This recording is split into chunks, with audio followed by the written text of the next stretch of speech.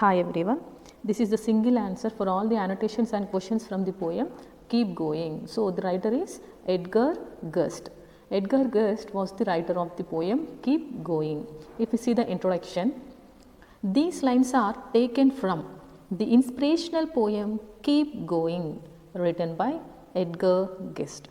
Okay, so this is the introduction. Here in introduction we will write, this is the inspirational poem. Ante ee poem valla manaku manchi inspiration vastundi kabatti it is an inspirational poem, and the poem name is Keep Going. It was written by Edgar Guest. So this is the introduction of the annotation.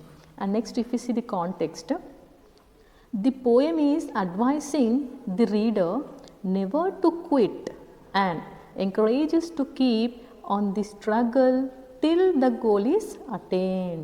So here in this poem, it is advising, the poem what it is saying is, it is advising the reader, అంటే చదివే ప్రతి ఒక్కరికి it is advising, advice ఇస్తుంది. ఏమని చెప్తుందంటే, never to quit, అంటే ఎప్పుడు కూడా క్విట్ అవ్వకండి, అంటే వదిలి వెళ్ళిపోకండి. అంటే ఏ పనైనా సరే మీరు చేయాలని మొదలుపెట్టిందని దేన్ని కూడా యూ షుడ్ నెవర్ క్విట్, భయపడి క్విట్ అవ్వద్దు. And encourages to keep on the struggle till the goal is attain. So ఇంకేం చేస్తుంది అంటే, it is saying we should struggle, అంటే మనం స్ట్రగుల్ చేస్తూ, అంటే కష్టపడుతూ ఉంటే మనకు గోల్ అనేది అటైన్ అవుతుంది అని ఇక్కడ చెప్తుంది అన్నమాట. So this is about the context, అంటే దీని యొక్క సారాంశం. Next explanation. Life is a mixture of more pains and less pleasures. Everyone knows this కదా. మన జీవితంలో పెయిన్స్ అనేవి ఎక్కువ ఉంటాయి, ప్లెజర్స్ అనేవి తక్కువ ఉంటాయి. ఈ రెండిటి మిక్చరే life.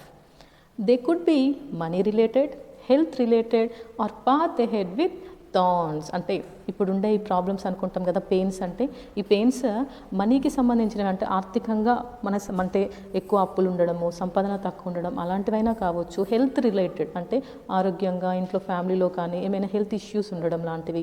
Are path ahead with thorns, అంటే కష్టాలు, మనం వెళ్ళే దారిలో మనకు అన్ని ప్రాబ్లమ్సే ఉండడం. థార్న్స్ అంటే ముళ్ళు అంటే మనం వెళ్ళే దారిలో మనం చేసే ప్రతి ప్రయత్నంలోనూ ఏదో ఒక అవరోధాలు ఉండడం. If the pressure overweighs take rest but never quit. So మీరు ఇవన్నింటినీ ఫేస్ చేస్తున్న టైంలో మీకు ప్రెషర్ అనేది ఎక్కువైంది, అంటే మీరు భరించలేనంత ప్రెషర్ మీకు ఉన్నప్పుడు take rest but never quit. So అప్పుడు ఏం చేయాలి? రెస్ట్ తీసుకోవాలి, క్విట్ అవ్వకూడదు. Winners never quit and quitters never win. So win అయ్యే వాళ్ళు, అంటే విన్ అయిన ఎవ్వరు కూడా క్విట్ అవ్వరు, ఎందుకంటే క్విట్ అయితే వాళ్ళు విన్ అవ్వలేదు. అదే దీని వైస్ వర్స్ అనమాట. విన్ అయ్యారు అంటే వాళ్ళు క్విట్ అవ్వలేదని కదా అక్కడ అర్థం. క్విట్ అయ్యారు అంటే వాళ్ళు విన్ అవ్వలేరు, అంతే ఇంకా. So winners never quit, win అయ్యే వాళ్ళు అంటే గెలుపు సాధించే వాళ్ళు ఎప్పుడు కూడా మధ్యలో క్విట్ అవ్వరు. And quitters never win. So ఎవరైనా అలా వదిలేసి వెళ్ళిపోయే వాళ్ళు, పనులని మధ్యలో భయపడి పారిపోయే వాళ్ళు ఎప్పుడు కూడా జీవితంలో గెలవలేరు. Goals may stand close to you but seems afar. So goals అనేవి, మీ సక్సెస్ అనేది మీ పక్కనే ఉంటుంది ఒక్కోసారి, కానీ it looks like seems afar, అంటే చాలా దూరంగా. It looks like as if it is very far for you. Troubles may come and stay. So చాలా ట్రబుల్స్ అనేవి ఏదో ఒకటి వస్తూనే ఉంటాయి, అవి మీ దగ్గరే ఉండిపోతాయి, అంటే ట్రబుల్స్ అనేవి వచ్చి ఉండిపోతాయి. ఎట్ గివ్ అప్ నాట్, అయినా కూడా you should not give up, అయినా కూడా మీరు దాని గురించి భయపడి మీరు గివ్ అప్ అవ్వకూడదు, అంటే వదిలేయకూడదు.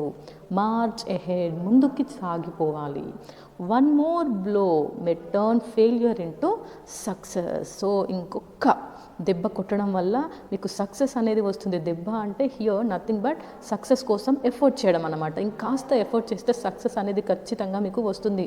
అక్కడి వరకు ఫెయిల్యూర్ ఉంది, ఆ ఫెయిల్యూర్ నెక్స్ట్ లెవెల్ వచ్చేసి సక్సెస్ అనుకున్నప్పుడు ఏం చేయాలి? We should go on trying. ఇంకొక అవకాశంతో మీకు ఫెయిల్యూర్ నుంచి సక్సెస్కి వచ్చే ఛాన్సెస్ ఉంటాయి. Faint gives up in the middle, అంటే ఫెయింట్ అంటే వీక్ మైండ్, స్ట్రాంగ్గా లేని వాళ్ళు, కరేజ్ లేని వాళ్ళు, they give up in the middle, అంటే మధ్యలోనే వదిలి పారిపోతారు. Fall is excusable, not trying to rise is unpardonable. So fall అంటే ఓడిపోవడం, పడిపోవడం, మనము కష్టపడ్డం, ఇవన్నీ ఎక్స్క్యూజ్ చేయొచ్చు, అంటే మీరు కష్టపడ్డారు కాబట్టి ఓడిపోయాలని ఎక్స్క్యూజ్ చేయొచ్చు. కానీ not trying to rise, so ఎదగడానికి అసలు మీరు ట్రై చేయలేకపోవడం అనేది ఇట్స్ అన్పార్డనబుల్, అంటే దాన్ని అసలు మనం క్షమించలేము. Never lose the fighting spirit, ఎప్పుడు కూడా గెలవాలి అనే ఆ ఫైటింగ్ స్పిరిట్ ఉంటుంది కదా, ఎప్పుడు కూడా దాన్ని వదులుకోకూడదు. Keep going, failure is sure to turn into success. మనం గో ఆన్ ట్రైన్ చేసుకుంటూ ఉంటే ఏమవుతుంది, ఫెయిల్యూర్ కూడా సక్సెస్గా మారిపోతుంది. Keep going, never quit. So ఎప్పుడు క్విట్ అవ్వకండి, కీప్ గోయింగ్ అంటే వెళ్తూనే ఉండండి, ముందుకు సాగిపోతూనే ఉండండి, విజయం వైపు సాగిపోతూనే ఉండండి.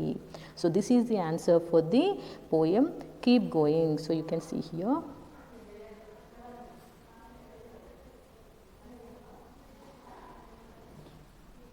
And here ఇంట్రొడక్షన్ ఉంది కదా, so when you right the answer అంటే క్వశ్చన్ ఆన్సర్లో రాయాలనుకున్నప్పుడు, ఇప్పుడు నేను ఇక్కడ క్లోజ్ చేశాను చూసారా, ఆ పెన్సిల్ లేకుండా జస్ట్ ఈ టీ ఉంది కదా, దీన్ని క్యాపిటల్ చేసేసి ఈ వాస్ గోయింగ్ పక్కన కీప్ గోయింగ్ పక్కన వాస్ అని పెట్టండి. అప్పుడు ఏమవుతుంది answer, the inspirational poem keep going was written by Edgar Guest అనేసి చేంజ్ చేసుకోవాలి. జస్ట్ ఆ సెంటెన్స్ అవసరం లేదు, these lines are taken from అనే సెంటెన్స్ మనము క్వశ్చన్ ఆన్సర్లో రాయడం అవసరం లేదు, ఓన్లీ అనోటేషన్కి మాత్రమే రాయాలి.